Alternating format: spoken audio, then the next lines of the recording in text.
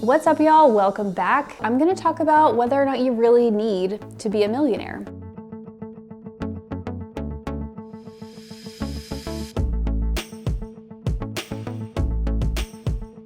So one of the things that I'm really passionate about, especially with women business owners, is this idea of us all becoming millionaire CEOs. But the word millionaire kind of has some negative connotations to it sometimes. People question if this is something that they really need to be doing. So let's talk about that.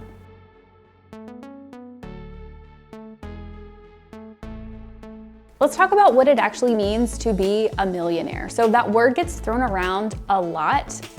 And in my opinion, I think that making 7 figures in sales does not make you a millionaire. So what makes you a millionaire is having assets that are valued at $1 million or more. So assets are things like your business or potentially retirement accounts, brokerage accounts, real estate, things that have value, things that will produce cash flow or income for you in the future. That is the definition of an asset. So a millionaire is somebody who has at least $1 million worth of assets that they own. And the reason that this is an important distinction is that I think somebody who has a 7-figure business, they're not automatically a millionaire. They haven't managed their money. They haven't intentionally invested into these other assets. All that means is they have $1 million coming in that they have the potential to turn around and spend. And so what I want to teach you is how to take this cash flow that your business generates and put it into these assets that will one day produce enough income for you to be able to pay all of your bills and live without having to show up and necessarily work all day, every day.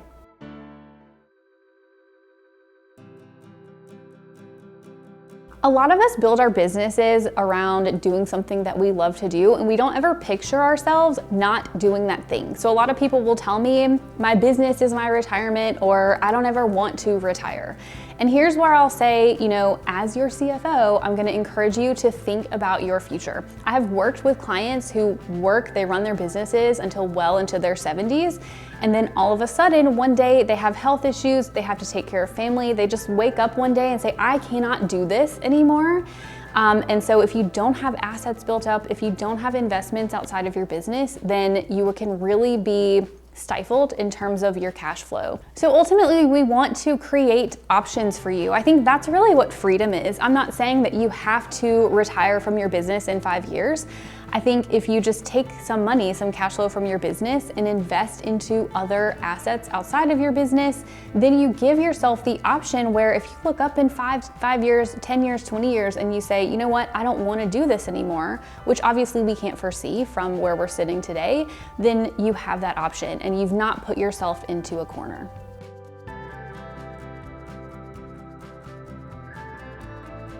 Millionaires are evil.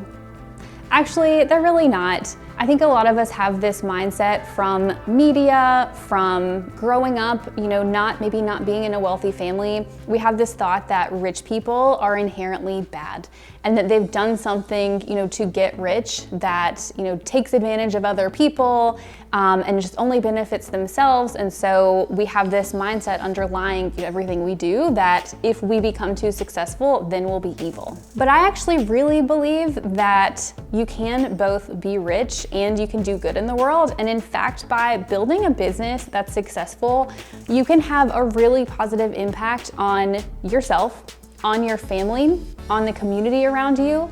You can employ people, you can give people jobs and impact their livelihood. And ultimately, money is power. And I don't necessarily mean power in a negative way. I mean power to influence the world around you in a positive way. And so, in my opinion, I think more business owners like you need to become wealthy and need to become millionaires so that we can have an impact on the world for good.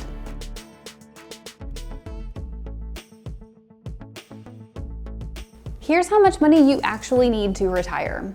So it's hard to believe, but I think that most of us will probably need at least $1 million invested in assets, whether that's in retirement accounts or real estate or cash flow from your business. But I think we'll probably all need $1 million or more. And so here's some rough math on what $1 million will get you. There's something called the safe withdrawal rate that says if you have money invested into assets like stocks or index funds that return on average 10% a year. After you factor in inflation and all of that, I won't go into the super nitty-gritty of the calculation, but the safe withdrawal rate says you can take out 4% of your assets out of your investments every single year as a distribution, and you will never draw down on the principal.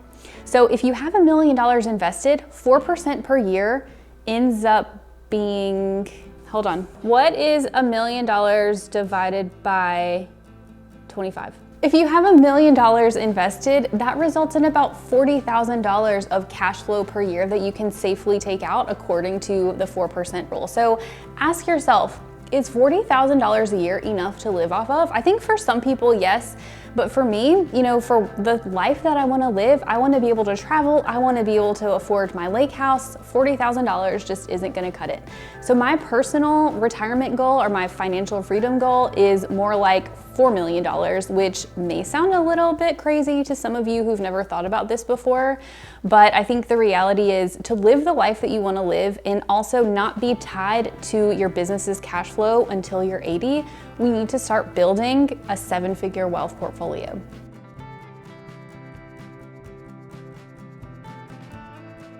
So you have a business that's making 7 figures or even multi-6 figures in sales, but you still don't feel like you are wealthy. And so I see this a lot with clients, so it's really common, so know that you're not alone. But the reason for that is because if you have all these sales coming in, but you're not actually intentionally investing money into assets, then you are not building wealth and you're not gonna see your bank balance increase over time. So if you want to change that, then I think what you need to do is get an intentional plan together for how are you going to allocate your revenue across all the different things that you need to spend on, including, not just paying yourself a CEO salary, but also making regular investment and savings contributions. So real quick, the different buckets that you might want to spend on would be overhead expenses for your business, one-time business investments, obviously your owner pay. I also like to throw in on top of owner pay some fun money, whether that's to go travel, to go do a home upgrade, like something outside of what's necessary to live. And then in addition, we want to make sure that you are saving and investing regularly. So what are you spending your money on now, and how can you change your allocations to take some money and put into your savings and investment accounts? And then you'll start to see your bank balance grow.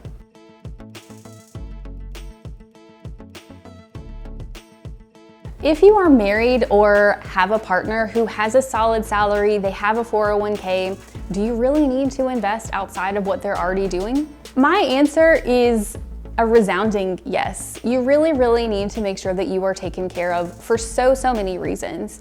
So if your partner has a 401k, I see this a lot with women business owners who are clients of mine. They don't prioritize their cash for taking care of their own retirement. A lot of them will default to putting their extra cash flow into 529 plans for their kids because they want to make sure their kids are taken care of, but they're not prioritizing themselves. So not to be a Debbie Downer, but you don't know if potentially one day you're going to get divorced. You don't know if your spouse or partner is going to be able to continue working their whole life.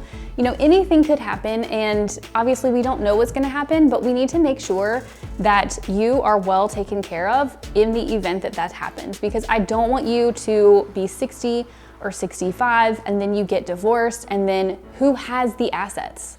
Are you going to have access to things without having to go through really expensive, divorce proceedings? All these things, obviously, we don't want to have happen, but I think prioritizing taking care of yourself over everybody else will definitely benefit you. I'm also seeing a trend lately on social media where people are talking about having to financially take care of their parents. And so let's flip the script a little bit on, instead of taking all of your excess cash and putting it into 529s for your kids, what if you take care of yourself so that when your kids become adults, they do not have to financially support you? So all of those reasons are things I think you should consider as to why you need to take care of yourself and your family, even if your spouse has a high-paying job and a 401k. I hope this video gave you a different perspective on why it's important to become a millionaire and build a business that helps you build your personal wealth. So if you found this helpful, definitely make sure to like, share, and subscribe, and I'll see you in the next one.